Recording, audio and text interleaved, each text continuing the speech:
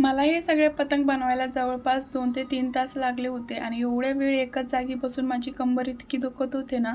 पण जेव्हा सगळे पतंग तयार झाले ना, तेव्हा मला हे बघून खूप भारी वाटत होतं. त्यानंतर ह्याच्यावरती ना मी दीपांचे बोरन्हाण असं लिहिणार आहे. त्यानंतर मग संध्याकाळी मी दुकानमध्ये गेले होते, कारण मला बिस्किट्स, चॉकलेट अजून काय भरपूर घ्यायचं होतं. सो मग ते घेतलं. त्यानंतर रात्री माझी बहीण आली होती लातूरवरून आणि ती यायची म्हणून बुगू खूप खुश होता. पण मावची वाट बघत बघत तो झोपला. त्यानंतर मग तो उठला मावचा आवाज ऐकल्यावरती. त्यानंतर मग सायल तिला झोपवायचा प्रयत्न करत होती, पण तो काय झोपत नव्हता. आणि त्याची मस्ती बघा, पप्पाच्या खांद्यावर चढला आणि खूप म्हणजे खूप आगाऊपणा करतो. त्यानंतर मग रात्रीचे 10-11 वाजले होते आणि इथं आमचं डेकोरेशनचं जे काही थोडंफार राहिलं होतं ते आमचं करायचं चालू होतं. ते इथं मम्मी माझी मदत करत होती. त्यानंतर मग सकाळी आम्ही मस्त चहा आणि चपाती खाल्ली. मला चहामध्ये साई टाकून खायला खूप जास्त आवडतं. चला भेटू नेक्स्ट व्हिडिओमध्ये. बाय.